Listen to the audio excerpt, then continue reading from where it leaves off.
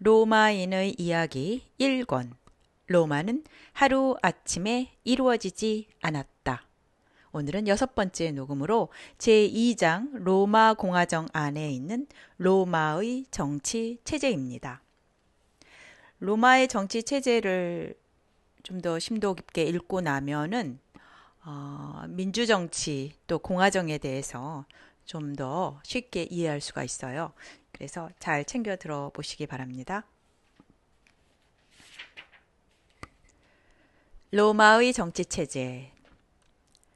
고대 로마의 역사를 이야기하는 역사책은 예외 없이 왕정시대에서 공화정시대로 넘어가자마자 공화정 로마의 정치체제를 설명하는 것이 통례로 되어 있다. 친절한 책은 2표까지 넣어서 설명한다. 이렇게 하면 이해하기 쉬운 이점이 있다. 그러나 나는 굳이 이런 방법을 택하지 않겠다. 이 방법은 당시 로마의 실정을 올바로 반영하지 못한다고 생각하기 때문이다.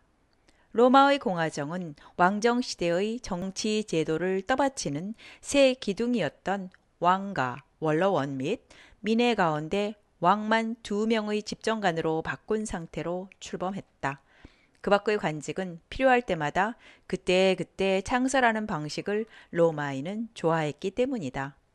따라서 공화정 초기에 이미 정비가 끝난 뒤의 정치체제를 설명하는 연구자들은 관직 하나하나를 설명할 때마다 이것은 몇 년에 창설되었고 몇 년에 폐지되었다가 몇 년에 다시 부활되었다는 것까지 기원전 509년의 단계에서 말하지 않으면 안 된다. 게다가 관직의 창설과 폐지 및 부활 연대를 정확히 기술한 사료도 없는 것이 현재 실정이다. 무엇보다도 이런 방식은 로마인이 기원전 509년에 공화정으로 이행하자마자 질서정연하게 갖추어진 정치체제를 확립하고 그것을 유기적으로 운영한 듯한 인상을 주기 쉽다. 그런데 사실은 그렇지 않았다. 비록 여러 가지 조건이 갖추어지지 않았다 해도 로마인은 기원전 367년에 이를 때까지 오랫동안 수없는 모색을 거듭해 왔던 것이다. 그렇다면 기원전 2세기의 역사가 폴리비오스처럼 로마의 공화정 체제가 기능을 완전히 발휘하기 시작한 것은 기원전 390년에 켈트족의 침입을 경험한 뒤라고 생각하는 편이 옳고 그 이후에 정비된 로마 공화정의 모든 관직을 설명하는 편이 실정에 맞지 않을까 여겨진다. 내가 그 설명을 지금까지 미룬 것도 바로 이 때문이다. 기원전 4세기 중엽의 이 시점에서는 정비가 끝난 정치 체제를 설명할 수 있기 때문이다. 그리고 그 후의 로마 역사를 이야기함에 있어서도 출발선을 명확히 보여줄 수 있기 때문이다. 결론적으로 이론적인 그리스인에 비해 로마인은 현실적 성향이 아주 강한 민족이라는 평을 받고 있다. 따라서 그들을 이야기할 때에도 현실을 바탕으로 하는 편이 적절할 것이다. 우선 정치제도를 떠받치는 선거제도는 공화정이 된 뒤에도 왕정시대에 만들어진 제도를 그대로 계승했다. 앞에서도 밝혔듯이 공화정 로마에서도 수입이 많은 사람이 세금도 많이 내는 방식을 취하고 있다. 직접세가 없는 시대에 세금의 다소는 병역 의무의 다소에 나타났다.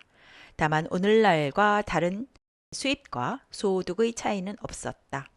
필요 경비라는 개념이 없었기 때문일 것이다. 백인대, 켄투리아는 로마 군제의 핵이다. 투표할 때도 백인대별로 내부에서 의견을 통일하여 그 통일된 의견이 한 표로 나타난다. 그러나 실제로는 백인대를 국가에 제공할 의무를 짊어진 사람이 그 백인대에 주어진 한 표를 행사하게 된 것은 두말할 나위도 없다.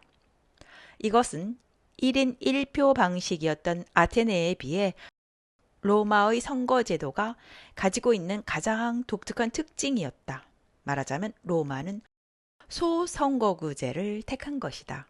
게다가 민해의 총 투표수는 193표였기 때문에 과반수는 97표다. 제1계급이 일지단결하여 표를 던지면 그것만으로도 과반수를 차지할 수 있었던 셈이다. 민주정치가 아니라 과두정치였던 것은 분명하다. 집정관, 콘솔이라고 부른다. 왕정시대의 왕을 대신하는 공화정 로마의 최고의 관직으로 민회에서 선출되어 원로원의 승인을 얻어서 취임하는 것까지는 왕과 마찬가지이나 종신제였던 왕에 비해 임기가 1년밖에 안 된다. 다만 재선은 허용되었다. 연령 제한은 40세 이상으로 되어 있었다. 정원이 2명인 집정관에게는 동료 집정관의 생각이나 방식에 동의할 수 없는 경우 거부권을 행사할 수 있는 권한이 부여되어 있었다. 집정관이 둘 다 동의하지 않는 한 정책은 실시되지 않는다. 이 집정관의 주된 임무는 민회를 소집하는 것, 즉 내정의 최고 책임자인 동시에 전쟁터에서 쥐를 맞는 것이었다. 국무총리 겸 국방장관 겸 합참의장 같은 관직이다. 아니 실전 지휘를 맡는 것이 보통이었으니까 여기에 야전 사령관의 직무도 추가해야 할 것이다. 그렇기 때문에 군무는 집정관의 가장 중요한 임무였는데 로마의 군사력은 보통은 양분되어 있어서 2명의 집정관이 하나씩 통솔하도록 되어 있었다. 적의 전력이 별로 강하지 않은 경우에는 집정관 1명이 전쟁터에 나가고 나머지 1명은 로마에 남아서 수도 방위와 내정을 담당한다. 적이 강대하면 집정관이 둘 다 각자의 군단을 이끌고 출전했다. 야전 지휘관이 2명이 되는 셈이다. 이 경우 수도 방위는 법무관의 지휘를 받는 예비역 병사들이 맡았다. 지휘관이 2명이어도 이 시대의 로마에서는 아직 별다른 지장이 생기지 않았던 모양이다. 문제가 생긴 경우에는 독재관이 지명되어 지휘권을 통일하면 되었다. 그러나 1년밖에 안 되는 집정관 임기 안에 전쟁이 끝나준다는 보장이 전혀 없다. 그렇다고 전쟁을 수행하는 도중에 지휘관을 바꾸는 것도 전술적으로 대단히 곤란한 일이다. 그래서 로마는 필요한 경우에는 전직 집정관이라는 의미로 프로콘술이라고 이름 붙인 관직을 설치하기로 결정했다. 이에 따라 집정관에서 전직 집정관으로 수평 이동한 자가 전쟁을 계속 수행할 수 있게 된 동시에 3면의 적과 싸워야 할 경우에도 지휘관 자리가 비는 피해를 막을 수 있게 되었다. 로마가 이탈리아 밖으로 세력을 확장하는 시대가 되면 이 프로콘술은 속지에 총독으로 파견되는 자를 가리키게 된다. 집정관을 경험한 사람을 파견할 정도니까 로마는 속주 통치를 상당히 중시했다고 볼 수 있다. 갈리아의 원정한 율리우스 카이사르도 프로콘솔로 파견되었고 비티니아 지방의 통치를 맡은 키케로도 프로콘솔로 파견되었다.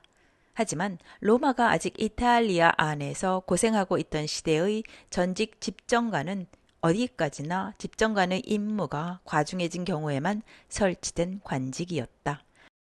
왕정시대에 왕이 가지고 있던 권위와 권력을 계승한 사람이 집정관이니까 왕정시대에 도끼자루에 막대기 묶음을 매단 것을 받쳐들고 왕을 선도했던 12명의 호위병을 앞세울 권리도 계승했다. 근위병이라기보다는 상징이다. 하지만 이 12명은 집정관이 가는 곳마다 따라다녔기 때문에 폴리비오스의 말 맞다나 이런 호위병을 앞세운 집정관을 길에서 만나면 로마는 왕정인가 보다고 지레 짐작하는 사람도 나왔을 것이다. 민주종 아테네의 국가 전략 담당관한테는 이런 관습이 없었다. 공화정 시대의 집정관은 이렇게 대단한 권위와 권력을 가진 자였다. 그런데 오늘날에는 외무 공무원인 영사의 어원이 되어버렸으니 참으로 한심한 노릇이다. 독재관, 딕타토르. 딕타토르는 오늘날에는 나쁜 의미로만 쓰이게 된 딕테이터, 독재자라는 낱말의 어원이지만 공화정 로마에서는 국가 비상사태에 임명되는 관직으로 임시 독재 집정관을 의미했다. 다른 관직이 선거로 선출되는 반면 독재관만은 두 명의 집정관 가운데 한 사람이 지명하기만 하면 성립되었다. 독재관은 정치 체제를 바꾸는 것 외에는 모든 문제에 결정권을 가졌고 독재관이 결정한 일에는 아무도 반대할 수 없도록 규정되어 있었다. 임기는 불과 6개월이다. 정원은 물론 한 명이다. 공화정 체제에서는 결정을 내릴 때까지 오랜 세월이 걸리지만 그런 여유가 없을 경우에 독재관을 지명하여 그에게 직결권을 부여하는 것이므로 독재관은 능력이 뛰어나고 경험이 풍부한 집정관급 인물이 지명되는 게 보통이었다. 독재관에 지명된 사람은 부관에 해당하는 기병 장관을 독단적으로 임명할 권리가 있었다. 또한 두 명의 집정관도 독재관이 지명되는 바로 그 독재관의 명령을 받도록 되어 있었다. 부관의 명칭이 기병장관인 것으로도 알 수 있듯이 독재관은 전시와 같은 비상상태에 지명되는 경우가 많았지만 평시에 독재관이 나서는 경우도 있었다. 전염병이 창궐하여 수도의 기능이 마비된 경우라든가 질서를 빨리 회복해야 할 필요성에 쫓겼을 경우다. 과두정치는 민주정치보다는 덜하지만 선장이 많은 체제이다. 이런 정치체제의 결함은 긴급사태가 일어나 적절히 결정을 내리지 않으면 안 될 때 신속함을 결여하기 쉽다는 점이다. 이 결함을 보충하는 것이 바로 독재관 제도이다. 공화정 로마의 위기관리 체제였다 해도 좋다.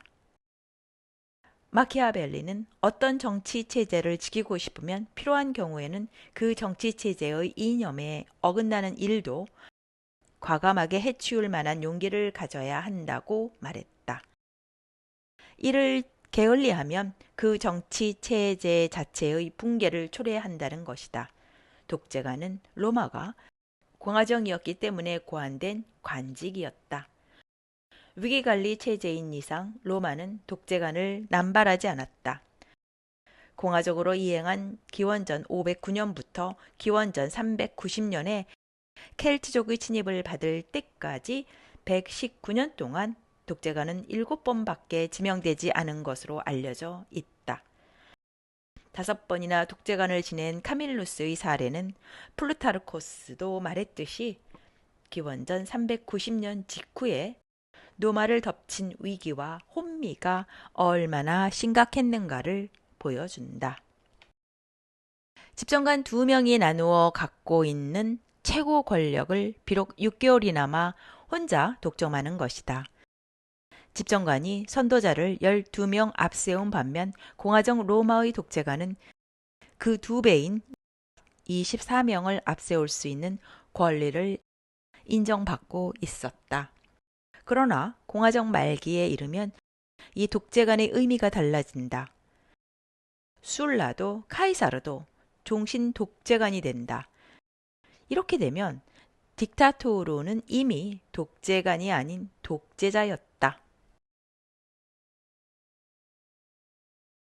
법무관, 프라이토르. 임기는 1년이다.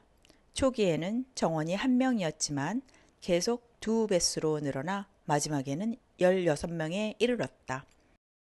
이런 증언은 법무관만이 아니라 집정관 이외의 모든 관직에서 볼 수 있는 경향인데 이것은 로마의 영토가 확장됨에 따라 관리도 증원되었기 때문이다. 법무관이라고 번역할 정도니까 프라이토르는 물론 사법관계를 담당했다. 처음에는 전쟁터에 나간 집정관의 업무를 대행했지만 조금씩 사법 책임자로 바뀌어갔다. 이것도 로마가 법치국가로 정비되어 가는 과정에 비례한다. 또한 이 관직을 가진 채 전쟁터에 나가는 경우도 적지 않았다. 연령 제한이 40세 이상이었던 것도 필요하면 집정관을 대신하여 군대를 지휘하는 역할을 고려한 결정이었던 것으로 여겨진다. 그리고 집정관이 전쟁터에 나갔을 때 수도 로마에서는 법무관이 민회를 소집하고 의장을 맡았다. 회계감사관, 콰이스토르. 정원은 처음에는 2명이었지만 공화정 말기에는 40명으로 증원되었다. 임기는 1년이고 연령 제한은 30세 이상이다. 전쟁터에서의 재무를 담당하는 것도 이 회계감사관의 중요한 업무였다. 데카토는 한니발의 공격을 눈앞에 둔 로마군 진영에 가서 군비를 지나치게 낭비하고 있다고 불평했는데 그의 당시 관직이 바로 이 콰이스토르였다. 하지만 로마군 총사령관이었던 스키피오는 콧방귀만 꼈다. 나중에 대자를 붙여서 부르게 된 카토는 당시 30세였고 한니발을 무찔러 아프리카누스라는 존칭으로 불리게 된 스키피오는 31세였다. 스키피오는 자기 임무를 충실히 수행하는 것밖에 모르는 이 회계감사관에게 이렇게 대답했다고 했다. 도체의 바람을 잔뜩 머금고 전쟁터에 나가고 있는 사람에게는 귀찮게 잔소리라 늘어놓는 까다로운 회계감사관 따위는 필요 없어. 국가에 대해서는 우리가 금전상의 책임이 아니라 열심히 싸워서 이겨야 할 책임을 지고 있기 때문이요. 어쨌든 까다롭지 않으면 임무를 제대로 수행할 수 없는 이런 관직에는 오랫동안 공적을 쌓고 명성을 얻어 아무도 얕볼 수 없는 권위를 가진, 다시 말해서 나이가 지긋하고 위엄도 갖춘 사람을 앉히는 것이 보통이 아닐까? 그런데 로마에서는 반대였다. 회계감사관의 연령 제한이 30세 이상이었던 이유도 있어서 정치가를 지망하는 젊은이들에게는 정계에 들어가는 등용문이나 마찬가지였다. 아직 젊을 때 까다롭게 트집을 잡아 불평하는 법을 배우게 한 것은 퍽 재미있다. 재무관, 켄소루. 원래는 인구 조사를 맡기기 위해 창설된 관직이다. 그래서 공화정 초기에는 매년 켄소루를 선출하지 않고 인구조사가 실시되는 5년마다 한 번씩 선출했다. 또한 임기도 1년이 보통인 로마 관직 중에서는 예외적으로 1년 반 이상으로 정해져 있었다. 정원은 2명이고 연령 제한은 알려져 있지 않다. 하지만 이 관직이 가진 막강한 권력과 집정관의 버금가는 권위를 생각하면 40세가 넘은 완숙한 인물이 선출되었을 게 분명하다. 로마의 인구 조사는 총 인구수의 조사가 아니라 호주들의 재정 상태에 관한 조사였다. 따라서 재무관은 재정 상태를 정직하게 신고하지 않은 자를 귀족이든 평민이든 상관없이 고발할 수 있는 권한을 가지고 있었다. 재무관이 막강한 권력을 가지고 있었던 것은 바로 이 때문이다. 게다가 국유지 운영과 국고 출납을 감독하고 도로나 상하수도 건설을 위한 지출을 결정하는 것도 재무관의 임무였기 때문에 국가 재정 전반을 책임지는 자리였다고 해도 좋다. 오늘날이 재무장관쯤 될까? 돈의 출납을 장악한 자가 권력도 장악하는 것은 동소고금을 막론하고 다를 게 없다는 생각이 든다. 안찰관, 아이들리스. 안찰관이라는 직책의 담당 분야는 참으로 다양하고 광범위하다. 이 직책만은 설립 당시부터 귀족 2명과 평민 2명으로 출신 계급을 명확히 정리하고 선출했다. 시민과 직접, 게다가 자주 접촉하는 관직이기 때문일 것이다. 임기는 1년이고 연령 제한은 30세 이상이다. 안찰관도 회계감사관과 마찬가지로 젊은 세대에게 열려있는 관직이었다. 임무는 우선 축제 행사의 연출이다. 경기대회 개최도 안찰관이 담당했다. 두 번째는 치안을 유지하는 경찰 업무다. 식량 공급이 원활하게 이루어지도록 노력하는 것도 그들의 임무였다. 농촌 지역은 자급자족이었으니까 안찰관은 수도 로마의 식량 사정을 책임지는 직책이었다. 또한 도로의 보수와 교통정리, 상하수도 관리도 맡아야 했다. 게다가 각종 위법 행위에 부과되는 벌금을 결정하는 일도 담당했고 시장이 공정하게 운영되도록 감독하는 것도 그들의 임무였다. 공화정 말기가 가까워지면 무산자 계급에게 곡물을 무료로 배급하는 일도 담당하게 되니까 빵과 서커스, 즉 대중의 불만이나 관심을 다른 데로 돌리기 위해 정부가 대중에게 제공하는 식량과 오락을 의미한다. 양쪽을 모두 담당하는 관직이 된 셈이다.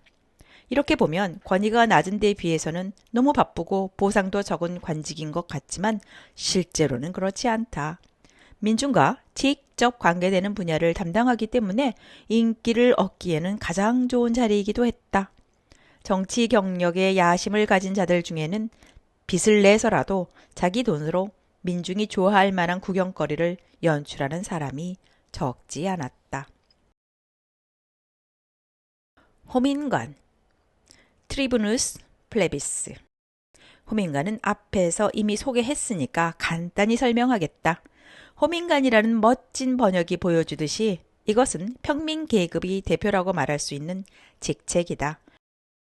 따라서 평민 계급 출신이 아니면 호민관이 될 자격이 없다. 선출도 귀족과 평민이 모두 참석할 권리를 가진 민회가 아니라 평민만이 참석권을 가진 평민 집회에서 이루어졌다. 임기는 1년이고 연령은 제한이 없었던 모양이다. 다만 고대에는 성년이 16세이지만 제9시를 하는 어엿한 남아로 인정받는 것은 30세부터였으니까 평민 사령관이라고 직역되는 호민관에는 그에 상응하는 나이의 인물이 선출되었을 것이다. 호민관의 가장 중요한 임무가 평민의 권리를 수호하는 것임은 두말할 나위도 없다. 그래서 호민관은 정부가 결정한 일에 대해서도 거부권을 행사할 수 있는 권리를 부여받고 있었다. 하지만 이 대권도 전시에는 사용할 수 없었다. 평민계급과 이해를 달리하는 귀족계급 가운데 사리를 분별하지 못하는 벽창호 같은 자가 어둠 속에서 호민관을 해치는 일이 일어나지 않도록 호민관은 집정관조차도 갖지 못했던 신체 불가침이라는 특별한 권한까지 부여받고 있었다. 하지만 호민관은 공식적으로 인정받은 국가 관직인 만큼 단순히 평민의 선두에 서서 귀족과 대결하는 것만이 아니라 귀족과 평민 사이에 다리를 놓는 중개 역할도 맡고 있었다.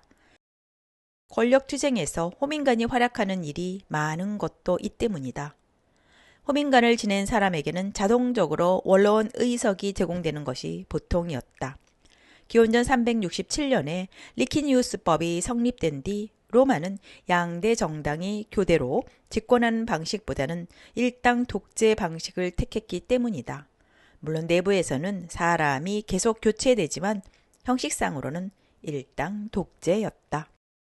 이 호민관의 정원은 처음에는 2명이었지만 차츰 증원되어 최종적으로는 10명이 되었다.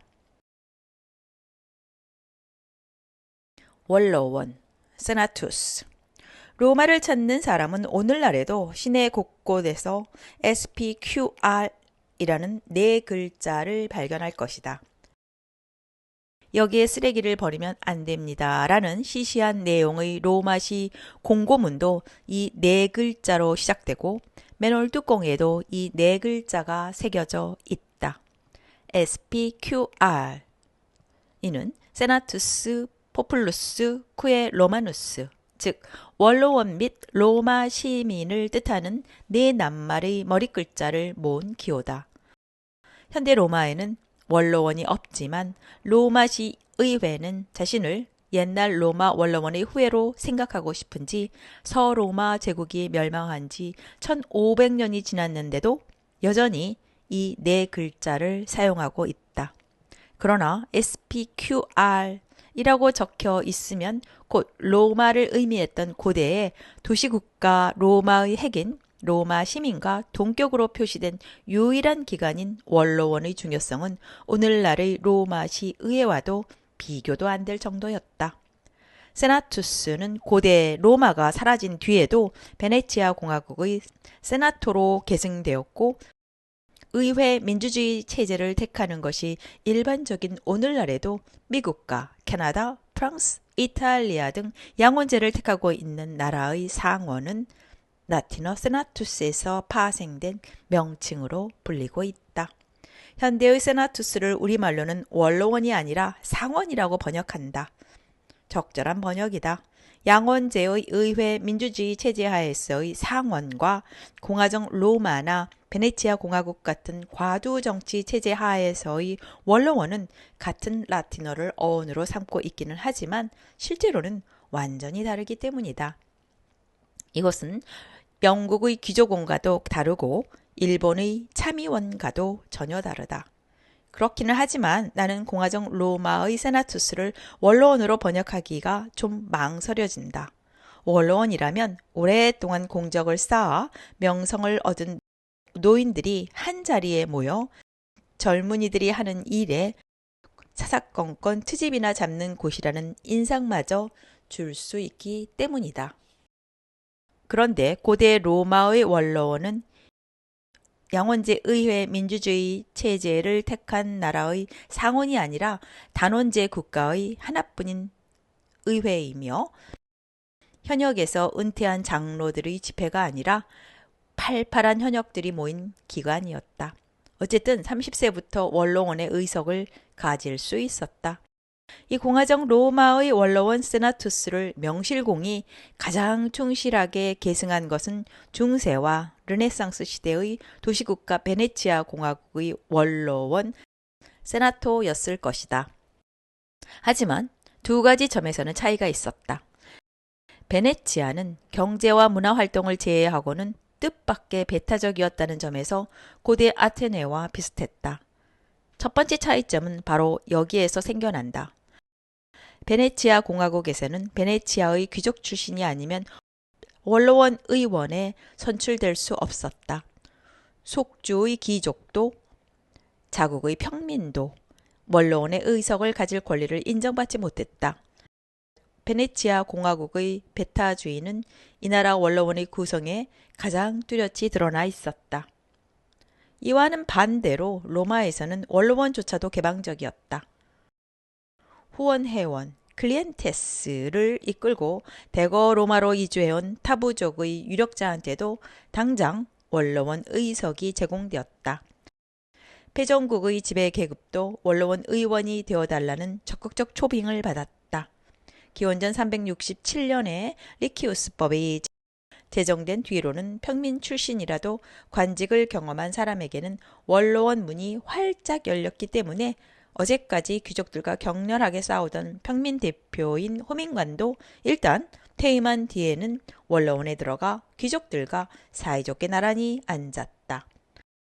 원로원에서 연설을 시작할 때는 우선 원로원 의원 여러분이라고 부르지만 이것은 의역이고 직역하면 아버지들이여, 신참자들이여 라고 번역해야 한다.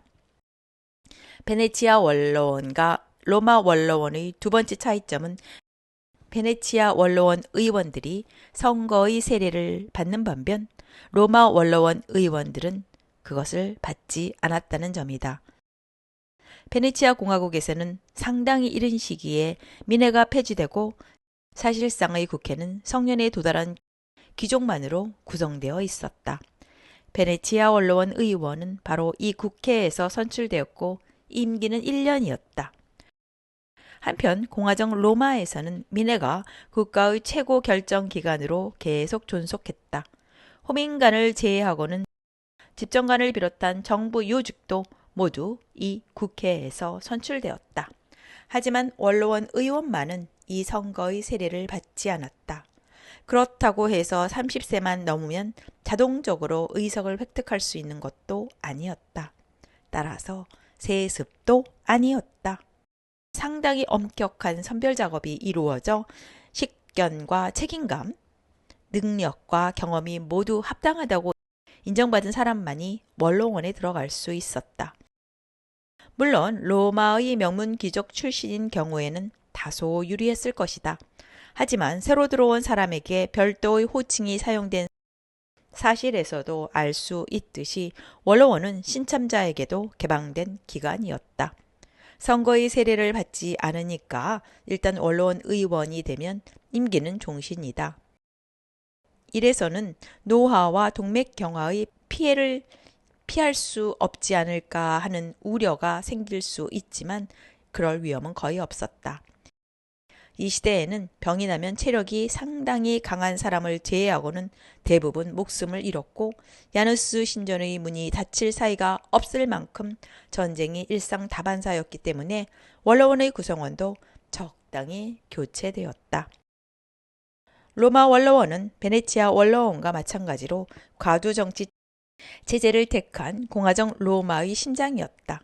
집정관이나 독재관을 정점으로 하는 로마의 요인들은 대부분 원로원에서 배출되었다. 그리고 임기가 끝나면 다시 원로원으로 되돌아왔다. 집정관이 둘 다 군무를 수행하기 위해 로마를 떠나 있는 상태가 로마에서는 오히려 정상적이라 해도 좋았지만 그동안 내정과 외교 및 군사 등 모든 면에 걸쳐 로마가 나아가야 할 노선을 결정하고 기관차가 되어 로마를 이끌어간 것은 바로 원로원이었다. 그런데도 원로원에는 정책을 결정할 법적인 권한은 없었고 조언과 충고 및 권고의 권한밖에는 주어져 있지 않았다. 하지만 혈액을 내보내는 심장이 머리나 수족에게 권고하는 것이다. 이것은 사실상의 결의라고 할 수 있다. 설령 반대가 있다 해도 전직 호민관까지 끌어안고 있는 기관이다. 반대파에 대한 대책은 빈틈이 없었을 테고 반대가 강력해서 정면 돌파가 불리하다고 판단되면 일단 후퇴할 정도의 유연성도 가지고 있었다. 로마인의 유연성은 상인이었던 베네치아인조차도 무색할 정도였다. 로마에서는 집정관을 지낸 사람도 재무관에 선출되면 재무관으로 일했다. 정계나 관계만이 아니라 군대에서도 상위직에 있었던 사람이 하위직을 맡는 경우가 허다했고 이것을 불명예스럽다거나 부적절하다고도 생각하지 않았다. 이것이 공화정 로마의 원로원이다. 공화정 로마는 곧 원로원이라 해도 과언이 아니다. 다만 이런 기관은 소수가 다수를 통치하는 과두정치 체제의 국가가 아니면 기능을 발휘할 수 없는 기관이기도 하다. 아테네 같은 직접 민주주의 체제의 국가나 오늘날의 의회 민주주의 체제 하에서는 존재조차 허용되지 않는 성격의 기관이다. 이런 성격의 기관을 존재시키고 싶으면 겉모습은 민주정치 체제를 유지하면서 그 뒤에 숨겨놓을 수밖에 없을 것이다. 과두정치는 주권재민이 아니다. 주권재민이라면 민중에게 선택의 자유가 있어야 하고 그 때문에 양대 정당 방식이 고안되었지만 소수의 엘리트가 다수의 민중을 이끌어가는 과두정치 체제에서는 정권 교체가 일어날 수 없기 때문이다. 그렇기는 하지만 심장의 기능을 충분히 다하고 있던 시대에 로마 원로원이 이룩한 업적은 이제 서양사의 상식이 되어 있다. 그래서 미국도 프랑스도 이탈리아도 캐나다도 하다못해 상원의 명칭으로나마 세나투스를 남겨두고 싶었던 게 아닐까? 역사가 폴리비우스도 지적했듯이 건강한 원로원이 기능을 발휘하기 시작한 뒤부터 로마는 마치 미몽에서 깨어난 사람처럼 과감하게 번영으로 가는 길을 나아갔다. 누구나 그것을 담고 싶어 할 게 분명하다. 기원전 509년에 공화정으로 이행하면서 중요성이 늘어났고 기원전 367년에 리키우스법이 제정된 뒤로는 전보다 훨씬 신선한 피를 온몸에 보내기 시작한 로마 원로원은 기원전 44년에 율리우스 카이사르의 개혁이 이루어질 때까지 계속 살아남게 된다.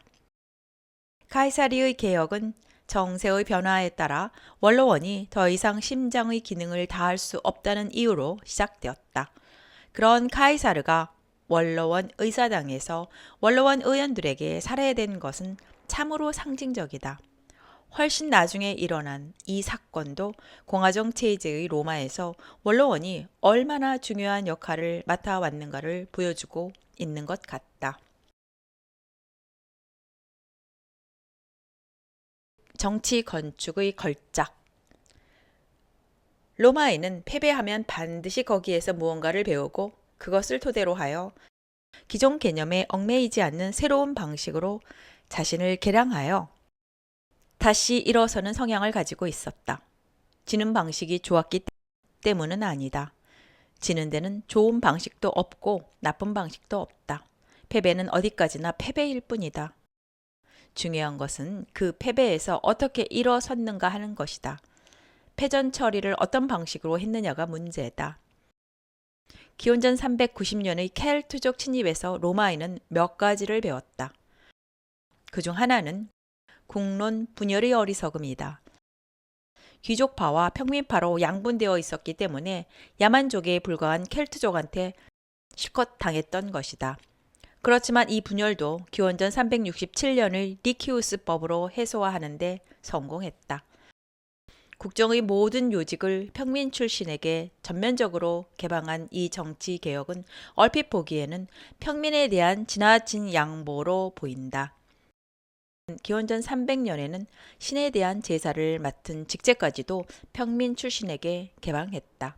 하지만 이런 개혁으로 로마는 귀족과 평민의 대립 관계를 귀족이 평민을 끌어안는 관계로 바꾸었다. 그 결과는 금세 나타났다. 로마는 로마인이 가진 모든 역량을 투입할 수 있는 체제, 즉 국권을 최대한으로 활용할 수 있는 체제를 확립할 수 있게 되었다. 로마가 강력해진 첫 번째 요인은 로마의 독특한 통치 체제의 확립에 있었다고 생각한 그리스의 역사가 폴리비오스는 켈트족 침략에 대해 이때를 계기로 로마의 융성은 시작되었다라고 말했다. 그러나 이것은 어디까지나 내정개혁이다. 내정 이외의 외치가 아직 남아있다. 로마인은 외치 면에서도 켈트족에 대한 패배에서 배운 교훈을 현실화하는 것을 잊지 않았다. 외치 면에서의 개혁은 타국과의 관계를 재평가하는 것이었다. 영국에서 2300년 뒤에 태어난 역사가 토인비는 이것을 정치 건축의 걸작이라고 불렀다. 로마는 왕정 시대부터 이미 이웃 부족들과 동맹 관계를 맺고 있었다. 부족은 다르지만 라틴어라는 공통된 언어를 사용하고 종교도 같고 풍속도 비슷한 부족들의 집합체였기 때문에 총칭하여 라틴 민족이라 부르고 그 부족들 사이의 동맹도 라틴 동맹이라고 불렀다. 초기의 라틴 동맹이라 해도 신들을 함께 제사 지내는 것이 주된 목적이어서 1년에 한 번씩 알바노 산에 모여 유피테르 신전에서 함께 제사를 지내고 그리스의 올림피아 경기를 본뜬 체육대회를 즐기는 것이 거의 유일한 공동 행사였다. 그러는 동안 로마의 7 언덕 가운데 하나인 아벤티누스 언덕의 사냥의 여신 디아나에게 바쳐진 신전이 건립되었다. 디아나 여신도 유피테르 신의 버금가는 라틴족 공통의 신이고 그 신을 모시는 신전이 로마 안에 세워졌다는 것은 라틴 동맹에서 로마의 주도권이 그만큼 강해졌다는 것을 의미한다. 여신에게 제사를 지내는 날에는 동맹에 속해 있는 모든 부족들이 여자와 아이까지 데리고 로마로 들어왔다. 이 무렵부터 군사 행동도 공동으로 하게 되었다. 로마의 주도권이 강해졌다고는 하지만 라틴 동맹에 속해 있는 여러 부족들 사이의 역학관계는 거의 대등했다 해도 좋다. 로마의 국력 자체가 아직 두드러질 정도는 아니었다. 동맹 관계도 확고한 것은 아니어서 동맹국끼리도 자주 싸우는 형편이었다. 기원전 509년에 로마가 공화정으로 이행했을 때 이런 동맹국들이 대거 로마를 떠난 것도 당시 라틴 동맹의 결속이 얼마나 약했는가를 보여준다. 동맹국들은 로마가 아니라 로마를 다스리는 왕과 동맹을 맺었다고 생각하고 있었던 게 분명하다. 그래서 그들은 로마가 왕정을 폐지하자 이를 동맹관계의 폐지로 간주했던 것이다. 이에 놀란 로마는 공화정 체제가 일단 확립된 기원전 494년에 라틴 동맹을 재건하는 데 착수했다. 이번에는 동맹의 주요 목적이 종교 행사가 아니라 군사 행동으로 바뀌었다. 공통된 적에 대해서는 공동 전선을 편다는 협약을 맺었고 로마군과 다른 동맹국들의 군대가 반반씩 참여하여 동맹군을 구성하기로 결정되었다. 로마의 국력이 강해져서 동맹에 참가한 나라들의 영토 가운데 약 3분의 1을 로마가 차지하고 있었기에 그것이 가능했다. 동맹군 구성은 바로 라틴족 전체의 역학관계를 반영하고 있었다. 동맹군의 총지휘는 로마인이 맡기로 결정했다. 역시 로마인의 군사력이 월등했기 때문이고 다른 동맹국들도 여기에 반대하지 않고 당연한 것으로 받아들인 게 분명하다. 지휘를 로마인이 맡았다 뿐이지 로마와 다른 부족들이 재건된 라틴 동맹에서 얻은 이익은 완전히 평등했다. 전투에서 얻은 전리품도 절반은 로마에, 나머지 절반은 다른 동맹국들에 분배되었다. 또한 동맹에 가담한 부족들 사이에서는 시민권도 결혼할 권리도 교육권도 완전히 평등했다. 원하기만 하면 다른 부족이 다스리는 지방으로 이주할 수 있는 자유까지 평등하게 인정되었다. 로마군은 대승을 거두는 일도 없었지만 참패하는 일도 없었기 때문에 장기적인 관점에 서지 않더라도 그런 로마군과 공동 전선을 펴는 것은 다른 라틴 부족한테 큰 이익을 가져다 주었다. 라틴 동맹은 팔렌티나 숲에서 해마다 한 번씩 회의를 열었으며 여기서 결정된 사항은 정확히 지켜졌다.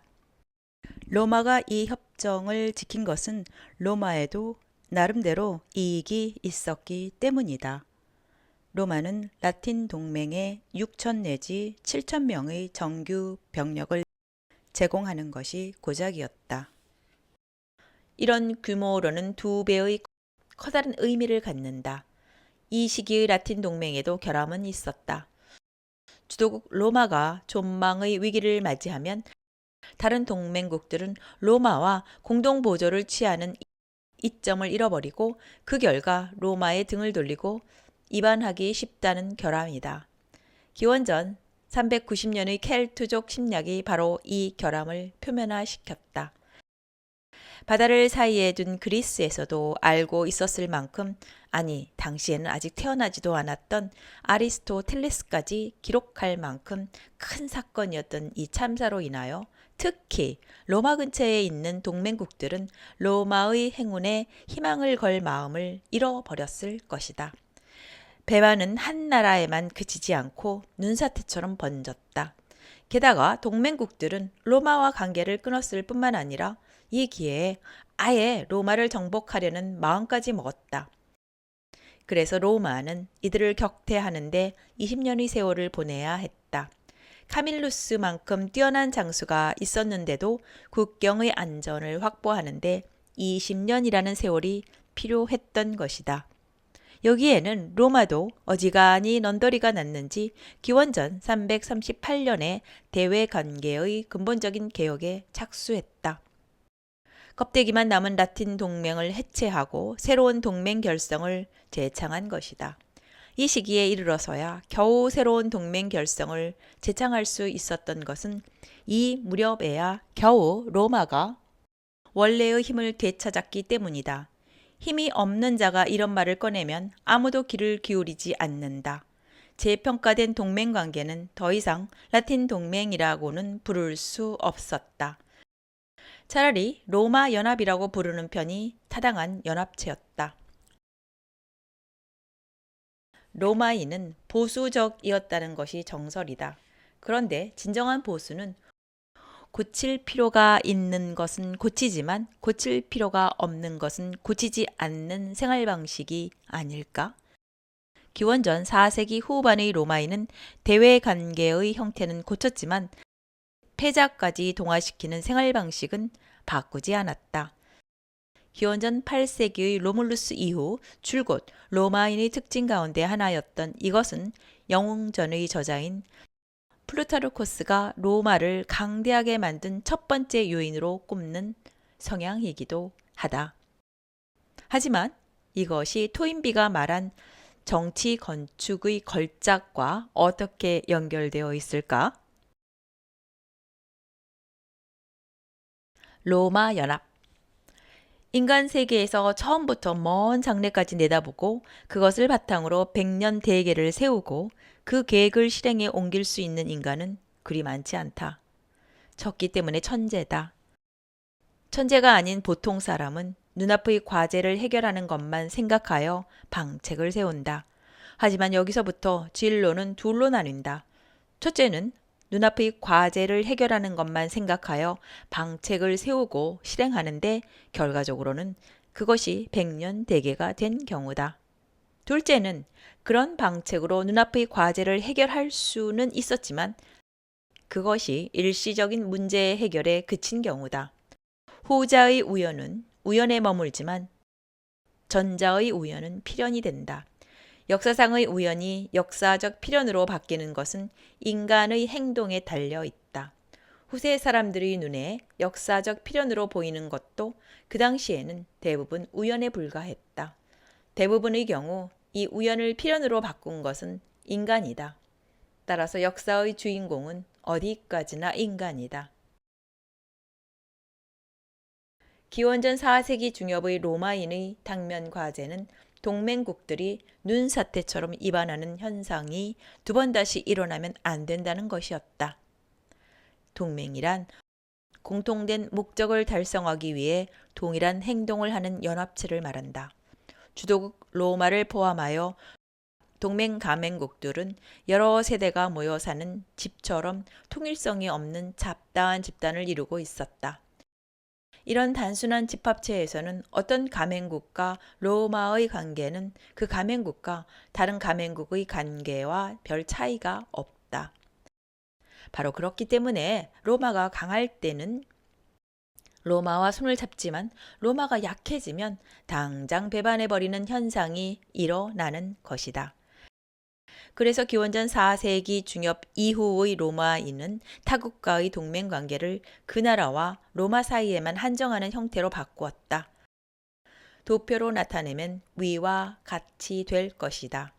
로마 연합에서는 로마와 가맹국 사이에만 협정이 맺어졌고 가맹국들 사이에 협정이 맺어지는 것은 허용되지 않았다. 가맹국들 사이에 문제가 생긴 경우에도 당사국끼리 해결하는 것이 허용되지 않고 반드시 로마의 중재로 문제를 해결하도록 결정되었다. 이런 형태의 동맹관계를 강요할 수 있었던 것은 로마가 승자였고 다른 나라들은 패자였기 때문이다. 로마 연합이 패자에게 강요된 불평등한 동맹관계인 것은 확실하다. 하지만 패자가 재산을 몰수당하고 노예가 되는 것이 상례였던 시대에 로마인이 생각한 이 방식은 이례적으로 너그러웠다 해도 과언이 아니다. 물론 로마인이 패자를 관용하려고 그런 것은 아니다. 플루타르코스의 말을 인용할 필요도 없이 로마인은 단지 자신들의 성향에 충실히 따랐을 뿐이다. 라틴 동맹에서의 동맹의 구성 요소가 로마와 기타 가맹국이라는 두 부류밖에 존재하지 않았지만 로마 연합에서는 구성 요소가 다음과 같은 5가지 부류로 나뉘어 있었다. 첫째, 연합의 기둥인 로마다.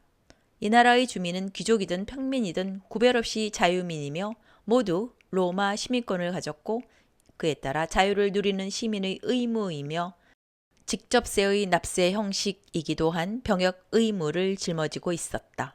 이들은 당연히 로마 시민을 가진 자의 권리였던 투표권을 갖고 로마의 공직에 출마할 수 있는 피선거권도 가지고 있었다. 참정권을 가지고 있었다는 뜻이다.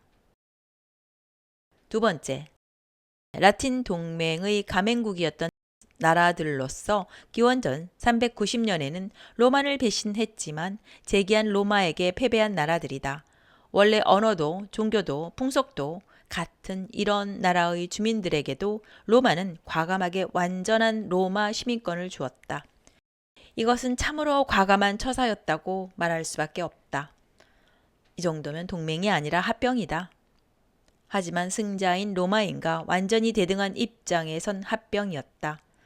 실제로 이 사람들 가운데 로마의 집정관이 된 사람도 있었다. 세 번째 부류에 속하는 것은 라틴어로 무니키피아라고 불린 나라들이다. 이 라틴어에서 파생한 이탈리아어인 무니치피오를 사전에서는 지방자치단체나 시, 읍, 면으로 풀이하고 있다. 이런 나라에 로마는 투표권이 없는 시민권을 주었다. 투표권 없는 시민권이란 로마 국정에 참여할 수 있는 선거권과 피선거권이 없을 뿐 그 밖의 모든 면에서는 로마 시민과 동등한 권리를 갖는다는 뜻이다. 또한 라틴어를 배우면 가까운 장래에 완전한 로마 시민권의 소유자가 되도록 예정된 사람들이기도 했다. 말하자면 로마 시민 예비군이다. 실제로 이들은 3년만 지나면 로마 시민권을 얻는 것이 보통이었다. 그렇기 때문에 투표권 없는 시민권밖에 갖지 못했던 시기에도 로마 시민과 자유롭게 결혼할 수 있었고 로마법에 정해진 사유재산도 보장되었다. 게다가 국내의 자치는 완전히 인정되었던 것이다. 네 번째 부류는 우리가 식민지라고 번역하는 콜로니아다. 그러나 근대의 영국이나 프랑스나 네덜란드나 에스파냐의 식민지와는 다르다. 로마인은 경제적인 이유가 아니라 정치적 이유로 식민지를 건설했기 때문이다.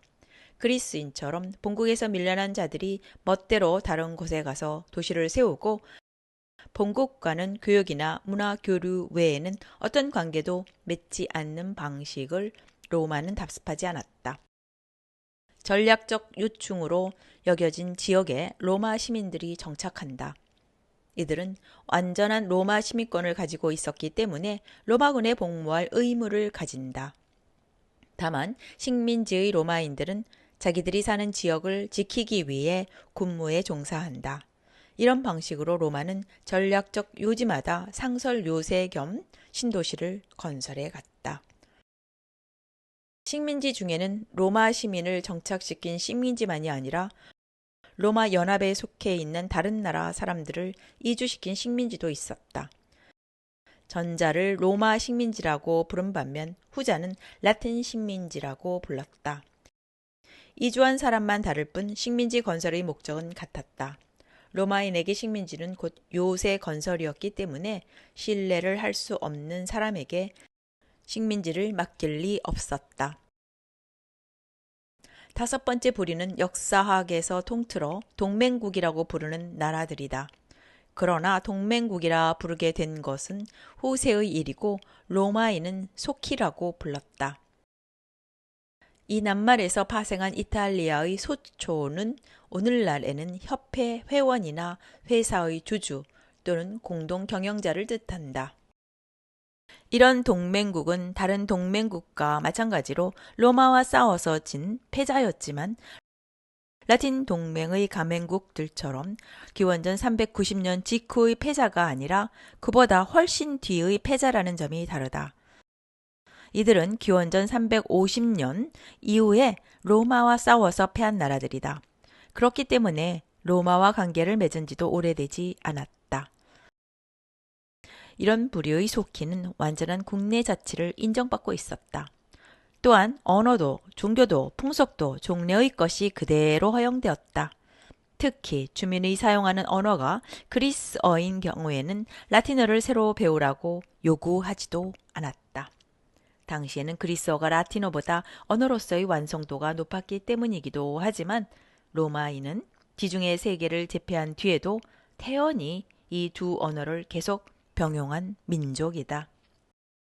로마인은 이 속히 동맹국에 대해 곡물 같은 형태의 납세를 요구하지 않았고 그 대신 병력 제공을 요구했다. 물론 병사들이 자비로 무장하는 것이 상식이었던 당시에 병력을 제공하는 것은 곧 병력 유지비를 제공하는 셈이나 마찬가지였다. 그렇기는 하지만 로마에 패한 나라로서 자기 동맹국이 된 속히가 로마 연합국 유지에 필요한 비용을 요구받는 것은 아니다. 동맹국 주민으로서 주체인 로마국 전사들과 함께 싸울 전사를 제공할 의무가 있었을 뿐이다.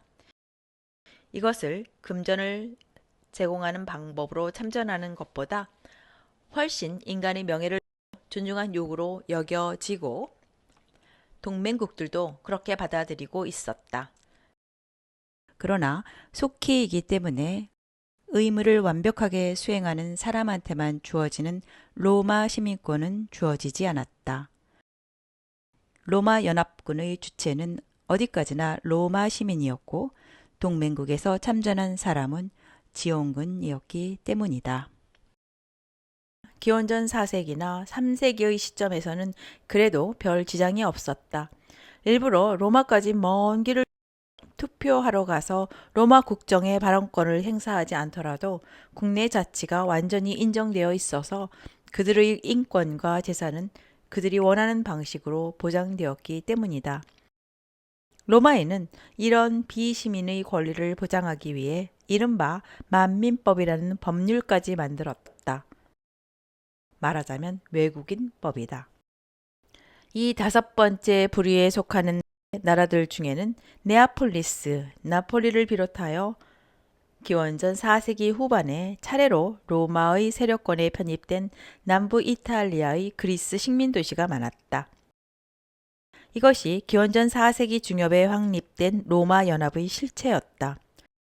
로마는 패자를 예속시키기보다는 패자를 자신의 공동 경영자로 삼는 전략을 채택했다. 이것은 타국에서는 유례를 찾아볼 수 없는 방식이었다. 이것이야말로 후세에 유명해진 분할하여 지배하라는 사고방식의 탄생이기도 했다. 로마를 제외한 4가지 부류의 나라들은 로마를 중심으로 하여 마치 나이트를 그리듯 차례대로 무니키피아, 콜로니아, 소키로 나뉘어 있었던 것은 아니다. 이 4종류의 동맹국은 서로 뒤섞여 있었다. 로마가 일부러 그렇게 한 것이다. 특히 전략적 요충에 군데군데 세워진 식민지는 동맹국끼리의 공동 행동을 분단시키는 역할도 맡았다. 하지만 이런 방식은 이점도 많은 대신 결점도 적지 않았다. 가장 큰 결점은 로마에서의 지령이나 파병이 효율적으로 이루어지기 어렵다는 점이다. 이 무렵부터 계획적으로 건설되기 시작한 로마 가도는 바로 이 문제의 해결을 목적으로 하고 있었다. 로마의 길. 도로가 국토의 동맥인 것은 오늘날에는 누구나 다 알고 있다. 그러나 2300년 전에 이것을 안 것은 로마인 뿐이다. 사람이 모여 사는 곳에는 반드시 길이 만들어진다. 기원전 8세기 전반의 건국 초기부터 로마에도 길은 있었다. 소금을 운반하기 위해 만들어진 길은 소금길, 비아 살라리아라고 불렀고 로마인의 조상의 땅인 라티나 지방과 이어져 있는 길은 라티나로 가는 길이라는 의미에서 비아 라티나로 불렀다. 그런데 기원전 4세기 후반에 접어들면 이것이 완전히 바뀌게 된다. 아피아 가도, 비아 아피아가 개통된 기원전 312년을 계기로 그 이후의 로마 가도는 단순한 행정도로가 아니라 정략적인 필요에서 만들어지게 된다. 정치와 군사 및 행정의 필요에 따라 길을 만든 것이다. 로마인은 이 사실을 완벽하게 의식하고 있었다. 이후에 만들어지는 로마 가도는 더 이상 어디로 가는 길을 의미하는 명칭으로 부르지 않고 그 길을 만든 사람의 이름을 따서 부르는 것이 상례가 되었다. 어디로 통하는 길이라는 의미의 이름을 붙이면 길을 더 길게 연장할 때 곤란해진다. 아피우스가 건설한 길이면 아피아 가도, 플라미니우스가 건설한 길임은 플라미니아 가도라고 이름 지으면 길을 늘리든 줄이든 자유자재가 되지 않겠는가? 기원전 312년 재무관 아피우스의 명령으로 건설된 아피아 가도는 로마에서 카실리눔, 오늘날의 카푸아까지 뻗어 있다.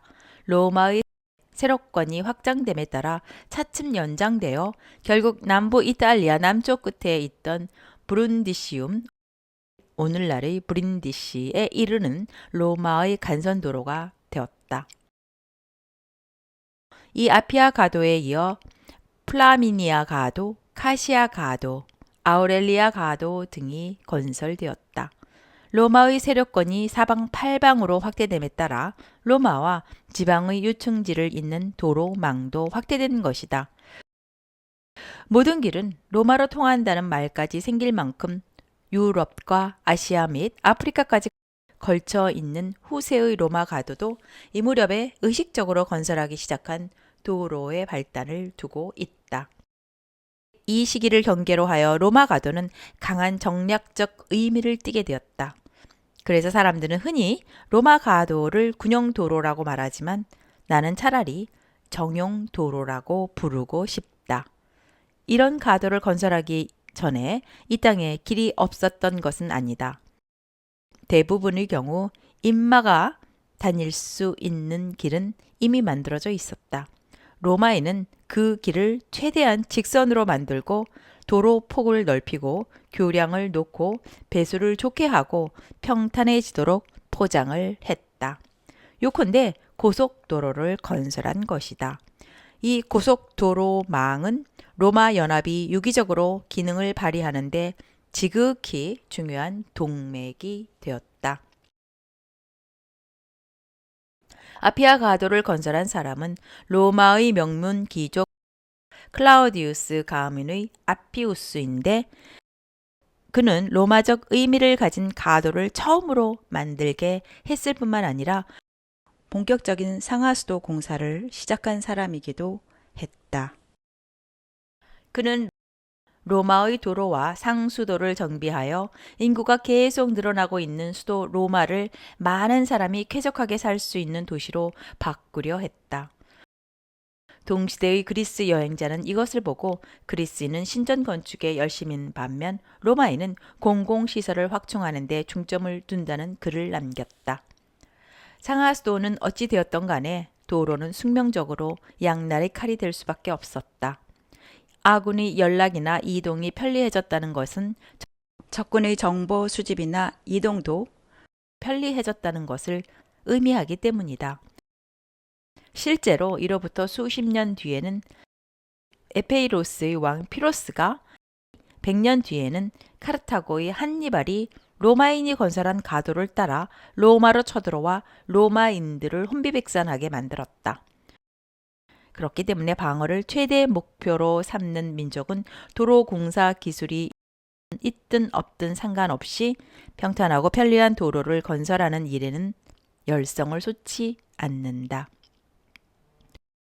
고대의 에트루리아 민족과 중세 유럽이 그 좋은 예다. 반면에 지평선까지 일직선으로 이어지는 아피아 가도를 따라가다 보면 고대 로마인의 외향성의 표변을 보고 있는 듯한 기분이 든다. 그러나 다른 한편으로는 적에게도 이렇게 편리한 길을 만들어 버렸기 때문에 로마인은 숙명적으로 전쟁을 영원히 계속할 수밖에 없었던 게 아닐까 하는 생각도 든다.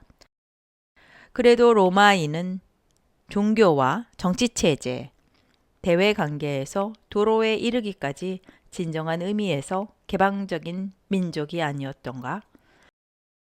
아테네도, 스파르타도, 에트루리아도, 로마도 모두 자유시민을 국가의 기둥으로 삼는 도시국가로 탄생했다. 하지만 아테네와 스파르타와 에트루리아의 여러 도시들은 끝내 도시국가에 머물렀다. 오직 로마만이 도시국가로 태어나 도시국가의 범위를 넘어섰다. 그들의 이런 성장 방식은 시민권에 대한 그들의 독특한 사고방식에도 나타났다.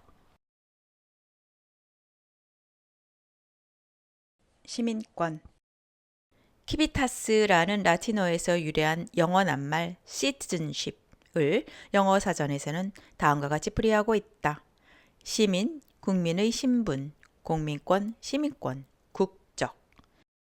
이탈리아어 사전에서는 치타디난차를 찾아봐야 하는데 그 풀이는 시민권, 국적, 국민의 지위 또는 신분으로 되어 있어서 영어와 비슷하다. 그 의미를 더 찾기 위해 국어사전을 펼치면 시민권을 다음과 같이 해석하고 있다. 시민으로서의 권리, 공권, 인권, 민권, 시민으로서의 행동과 사상, 재산, 직업, 신앙 등의 자유가 공적으로 보장되고 국가나 지방단체 체제의 정치에 참여할 수 있는 권리. 그럼 시민은 어떻게 설명되어 있나 하고 사전을 찾아보면 다음과 같이 되어 있다. 시에 살고 있는 사람, 도시의 주민, 국정에 참여할 수 있는 자격과 지위를 가진 국민, 시민 계급에 속하는 사람, 공민. 내가 가지고 있는 사전에서 인용한 것에 불과하지만 시민과 시민권에 대한 해석은 참으로 흥미롭다. 우선 시민권 항목에 국적이라는 의미가 보이지 않는다. 둘째, 시민이 누릴 수 있는 권리는 열거되어 있지만 의무에 대해서는 한마디도 언급하지 않았다. 로마 시민권을 여기서 확실히 정의해 두지 않으면 그것을 주느냐 주지 않느냐에 차별을 둔 고대 로마인의 사고방식을 이해할 수 없게 된다. 이것을 이해하기 위해서는 사전적 설명에 덧붙여 로마 시민권의 유무에서 생겨나는 구체적인 권리와 의무를 열거하는 것도 한 가지 방법일 듯 싶다. 권리 1. 동산과 부동산을 불문하고 모든 사유재산의 보장, 그리고 그런 사유재산을 매각할 수 있는 자유. 2. 선거권과 피선거권을 가짐으로써 국정에 참여할 수 있는 권리. 3. 법에 따른 재판을 받을 권리와 함께 법에 따라 사형을 선고받아도 로마에서는 그것으로 끝나지 않고 민회에 항소할 수 있는 권리, 즉 항소권을 가졌다. 이 때문에 사실상 로마 시민권 소유자가 사형당하는 경우는 극히 드물었다. 4. 독립적이고 자유로운 신분을 가진 어엿한 어른이라는 증거. 로마에서는 시민권을 갖고 사회생활의 중요한 핵심으로 여겨지고 있던 가문의 일원이어야만 비로소 제9시를 하는 어엿한 인간으로 간주되었다. 의무 16세부터 40세까지는 현역으로 그 이후에도 60세까지는 예비역으로 군무에 종사할 의무가 있었다. 병역은 시민의 또 다른 의무인 납세를 대신하는 것이기도 하다. 직접세가 없이 간접세뿐이었던 고대의 세제에서 직접세는 병역으로 치르는 것이 보통이었다. 그래서 병역을 혈세, 즉 피의 세금이라는 별명으로 불렀다. 돈을 내고 병역을 면제받는 것은 법률로 허용되지 않았다기보다 불명예스러운 일로 여겨졌다. 병역을 경제적으로 대체하는 행위는 시민권이 없어서 병역 의무가 없는 비시민이거나 로마인 중에서도 유복하고 자식이 없는 여자한테만 부과된 일종의 세금이었다. 동맹국이나 속주에서도 연공이라는 형태로 직접세를 내기보다는 병역 제공에 응하는 편이 명예로운 협력 방법으로 여겨졌다.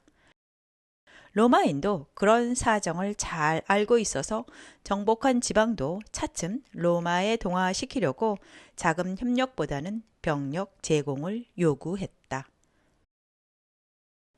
로마가 탄생했을 때부터 되풀이해 말했듯이 또한 로마 연합 항목에서도 기술했듯이 로마인은 자국의 시민권을 타국인에게 주는데 대단히 너그러운 민족이었다.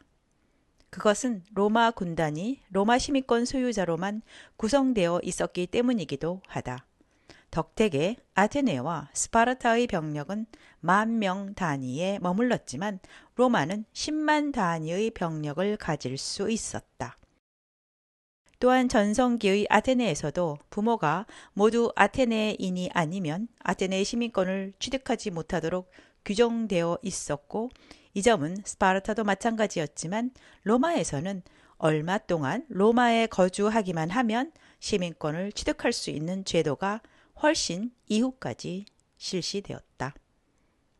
반대로 아테네에서는 오랫동안 아테네에서 살고 학교까지 열어 아테네 문화 발전에 이바지한 아리스토텔레스조차도 평생 동안 시민권을 얻지 못했다. 시민권에 대한 그리스인과 로마인의 사고방식의 차이는 노예에 대한 처우에도 나타나 있다. 그리스에서는 노예가 노예인 채 평생을 마치는 것이 보통이었지만 로마의 노예한테는 다른 길이 열려 있었다. 아리스토텔레스는 노예와 가축을 비교하여 다음과 같이 말하고 있다. 유용함에서는 노예와 가축이 별 차이가 없다. 노예든 가축이든 그들의 육체로 우리 인간에게 봉사한다는 점에서는 마찬가지이기 때문이다. 아리스토텔레스보다 200년 전에 로마의 제6대 왕 세르비우스 툴리우스는 다음과 같이 말했다. 그 자신이 노예 출신이라는 소문이 나돌고 있었기 때문이기도 하겠지만 노예와 자유민의 차이는 선천적인 것이 아니라 태어난 뒤에 만난 운명의 차이에 불과하다. 로마에서는 오랫동안 헌신적으로 봉사한 노예에게 주인이 보답하는 의미로 자유를 주거나 노예 자신이 저축한 돈으로 자유를 살 수 있었다. 이렇게 하여 자유를 회복한 노예를 해방노예라고 부르고 그들의 자식대에는 로마 시민권을 취득할 수 있었다. 시민권만 수중에 넣으면 그 후 사회에서의 출세는 그 사람 자신의 재능과 팔자에 달려 있다. 반대로 아테네에서는 저 유명한 페리클레스조차도 아테네인이 아닌 여자와 재혼했기 때문에 그 결혼에서 태어난 아들이 아테네 시민권을 얻지 못하다가 특례를 인정받아 겨우 아테네 시민의 자격을 얻었을 정도다. 시민권에 대한 로마인의 개방적인 사고방식은 이중 시민권, 다시 말해 이중 국적까지 인정한 점에도 나타나 있다. 이 시기에는 로마 연합의 동맹국 사람이 마음만 먹으면 로마 시민권도 얻을 수 있었다. 게다가 자기가 속해 있는 지방의 시민권을 포기할 필요도 없었다. 나폴리 시민이면서 동시에 로마 시민이 될 수 있었던 것이다.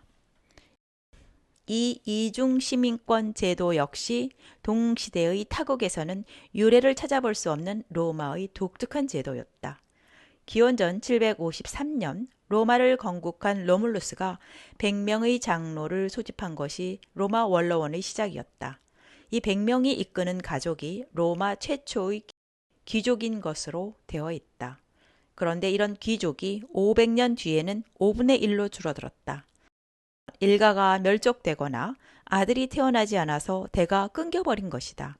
그런데 500년 동안 원로원 의원의 수는 300명으로 늘어났으니까 공화정 로마의 심장부를 형성하고 있는 원로원의 엘리트 가운데 로마 건국 이래의 명문 귀족이 차지하는 비율은 15분의 1로 줄어들었다는 얘기가 된다.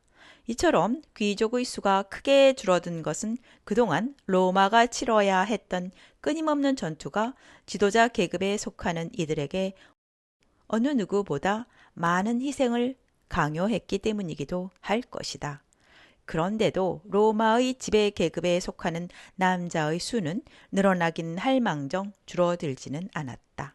정부 요직과 원로원 의석을 평민에게도 개방함으로써 로마는 항상 새로운 피를 공급받을 수 있었기 때문이다. 지배 계급에 들어갈 수 있는 기본 자격은 아주 간단했다. 로마 시민권만 있으면 누구나 지배층이 될 수 있었기 때문이다. 나중에 다시 이야기하겠지만 40년 동안 삼리움족과 싸울 때에도 10년 동안 남부 이탈리아의 그리스 식민 도시들과 싸울 때에도 로마 시민은 계속 피를 흘렸다. 그 후에도 이런 경향은 변하지 않았다. 제2차 포에니 전쟁 당시 칸나이 전투에서 로마는 한니발에게 완벽한 패배를 맛보았다.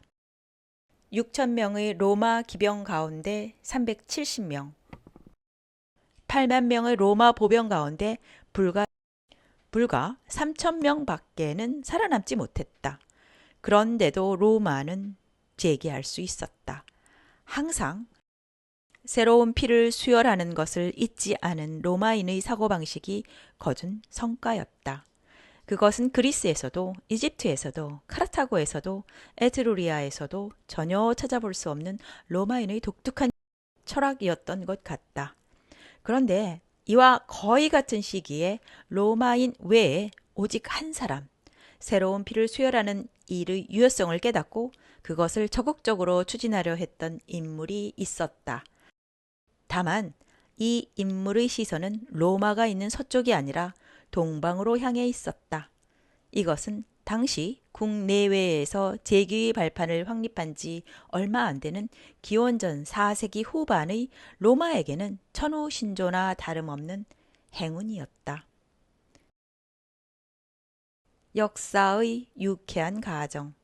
만약에 알렉산드로스 대왕이 동방으로 쳐들어가지 않고 서쪽으로 향했다면 어떻게 되었을까?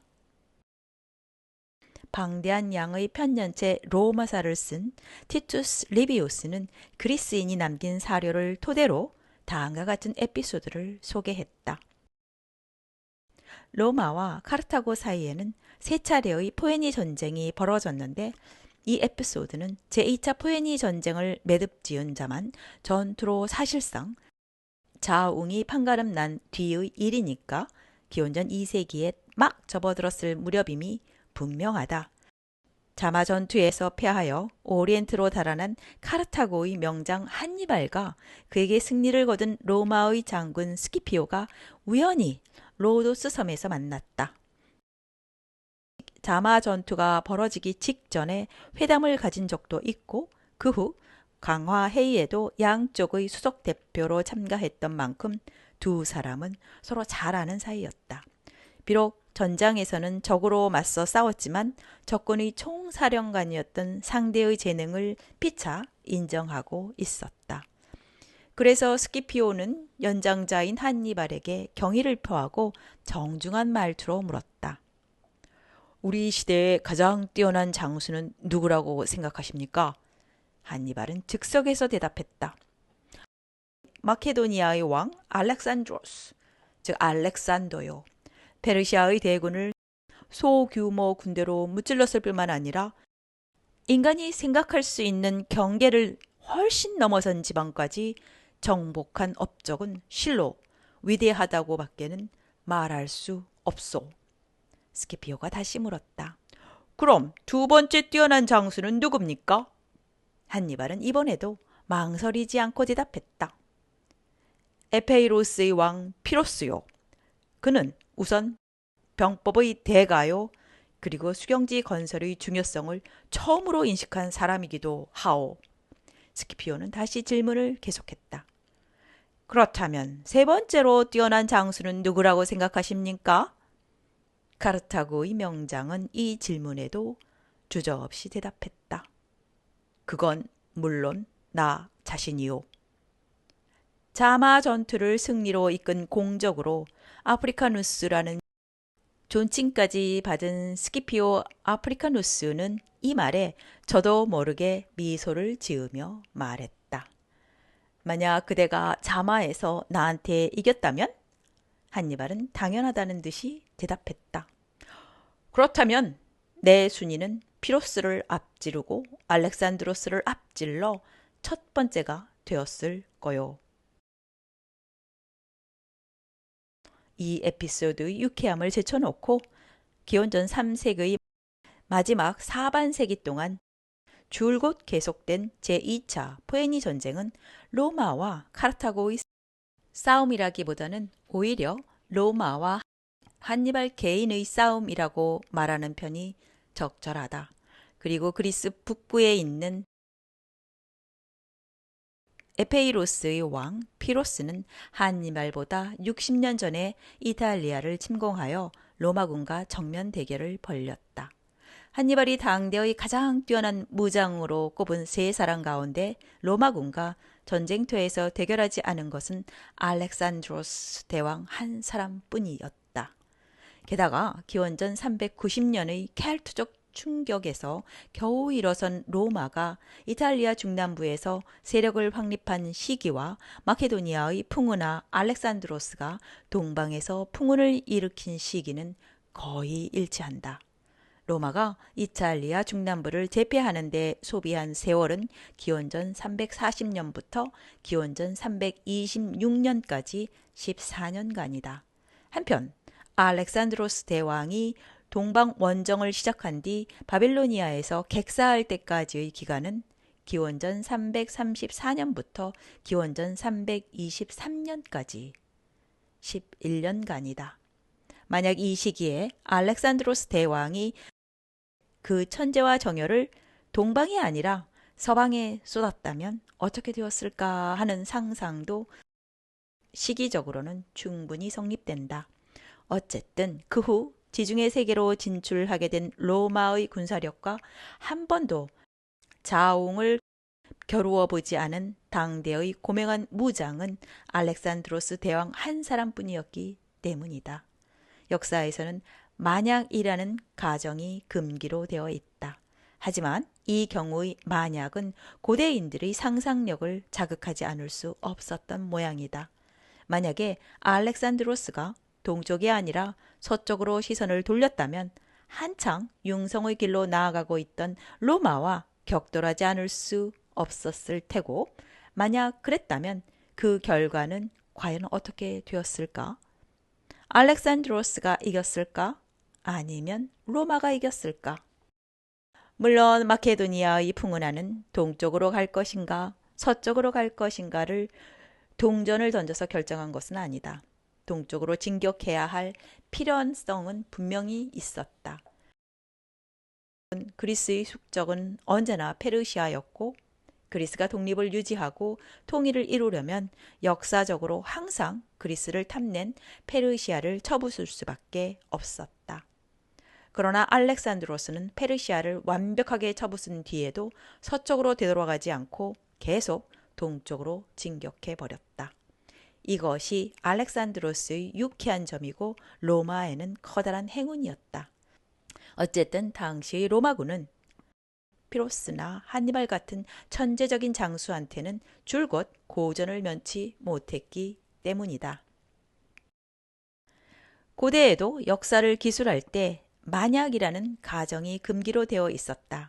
실제로 일어난 일이나 자기가 직접 들은 이야기를 서술하는 것이 역사이고, 만약이라는 가정을 쓰는 것은 히스토리아에서는 올바르지 않은 길이라고 여겼다. 그래서 고대 역사가들 가운데 이런 종류의 서술을 한 사람은 아무도 없지만 오직 리비우스만은 유쾌한 가정이라고 전제해 놓고 여기에 대해 언급하고 있는 것이다. 만약 로마가 알렉산드로스 대왕과 맞붙었다면 로마의 운명은 어떻게 되었을까 하고 리비우스가 내린 결론은 이렇다. 알렉산드로스가 상대였다 해도 최종적으로는 로마의 승리로 끝났을 것이다. 기원전과 기원 후에 걸쳐 살았던 로마의 역사가 리비우스는 로마가 융성의 정점에 도달한 시기에 살았던 탓도 있어서 조국의 역사를 지나치게 찬미하는 경향이 없지 않다. 따라서 그 이야기는 상당히 깎아서 받아들여야 하겠지만 로마의 승리를 점치면서 그가 든 이유가 무척 흥미롭다. 리비우스는 우선 알렉산드로스가 그렇게 높은 평가를 받는 것은 아직 운명이 바뀌기 전인 젊은 나이에 요절했기 때문이라고 말한다. 알렉산드로스의 군대에는 지휘관이 대왕 한 사람뿐이었던 반면 같은 시기의 로마군에는 적어도 11명의 뛰어난 지휘관이 있었다. 로마에는 지휘관 자리가 비어도 대신할 사람이 항상 있었다는 뜻이다.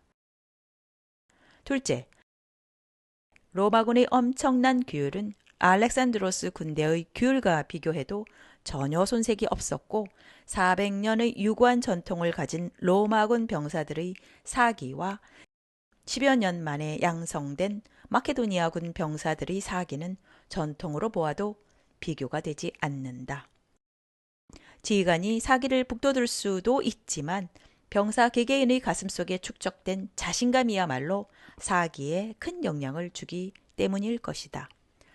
셋째, 알렉산드로스 개인의 전략과 전술적 재능이 타의 추종을 불허했다는 것은 인정하지만 로마군은 다리우스 왕의 병사들이나 인도 병사들과는 다르다. 로마인은 페르시아인이나 인도인처럼 사치에 익숙치 않았다. 실질 강건을 당연하게 여겼던 당시의 로마 남자들과 싸웠다면 아무리 알렉산드로스 대왕이라 해도 유약한 민족과 싸울 때처럼 승전에 승전을 거듭할 수는 없었을 것이다. 로마와 알렉산드로스의 전쟁은 조직과 개인의 대결이고 알렉산드로스에게 남아 있었던 10여 년의 기간으로는 아무리 그의 재능이 뛰어났다 해도 효율적으로 기능을 발휘하는 조직의 최종적인 승리를 거둘 수는 없었으리라는 것이 리비우스가 든 네 번째 이유다. 리비우스는 이렇게 말하고 있다. 전사 개개인은 각자의 운명에 따라 살거나 죽는다. 하지만 로마에서는 한 전사의 죽음이 당장 국가적인 손실과 결부되지는 않는다. 리비우스는 마케도니아 군과 로마군의 보병 군단이 각각 서로 다른 성질을 가지고 있었다는 점을 5번째 이유로 들었다. 마케도니아의 중무장 보병 군단은 한 덩어리가 된 공격에 강하고 방어에도 유리하지만 중대의 연합체인 로마의 중무장 보병 군단은 기동성이 뛰어나고 전술 전환에 즉각 응할 수 있는 유연성을 가지고 있다는 것이다. 리비우스가 든 6번째 이유는 적지에서 싸우는 알렉산드로스에 비해 자국 영토 안에서 싸울 수 있는 로마군이 유리하다는 것이다. 특히 로마는 로마 연합에 가입한 식민지와 동맹국으로 둘러싸여 있다. 이들은 로마와 긴밀한 관계로 맺어져 있어서 아무리 알렉산드로스 대왕이라 해도 이 촘촘한 그물을 간단히 돌파할 수는 없었을 것이다. 리비우스가 마지막으로 든 이유는 다음과 같다. 알렉산드로스에게는 전투에 패하는 것이 곧 전쟁에 패하는 것으로 이어질 수밖에 없었다. 반면에 로마군의 전통은 전투의 패배가 전쟁의 패배로 이어지지 않는다는 것이 특징이었다. 이상이 로마인이 든 로마의 이점이다. 물론 로마와 알렉산드로스가 정말로 싸웠다면 어떤 결과로 끝났을지는 오직 신만이 알 것이다. 우선 알렉산드로스는 메소포타미아 땅에서 열병에 걸려 죽었으니까. 그리스보다 기후가 온난한 이탈리아에서는 열병에 걸리지 않았을 가능성이 크다. 이탈리아로 쳐들러 왔다면 알렉산드로스도 장수를 누렸을지 모른다. 어쨌든 알렉산드로스 대왕은 서쪽으로 진격하지 않은 채 죽었다. 그렇다고 해서 로마의 적이 없어진 것은 아니다. 알렉산드로스 대왕이 바빌로니아에서 객사하기 3년 전부터 로마는 이탈리아 중남부의 산악지대를 지배하고 있던 삼리움족과 싸우기 시작했다. 이 싸움은 통틀어 43년 동안이나 계속되었다. 이 끈질기고 강인한 산악민족을 간신히 굴복시킨 뒤에는 쉴 틈도 없이 에페이로스의 피로스 왕과 대결하기 시작했다.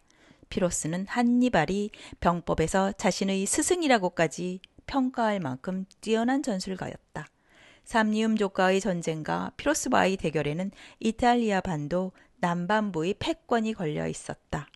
기원전 390년의 켈트족 충격에서 벗어나 재기한 뒤부터 헤아리면 로마인은 이 패권을 장악하는 데 무려 120년의 세월을 소비한 셈이다.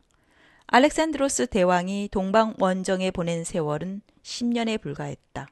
로마인은 느리긴 해도 착실하게 나아간다는 것이 그리스인과 다른 점이다.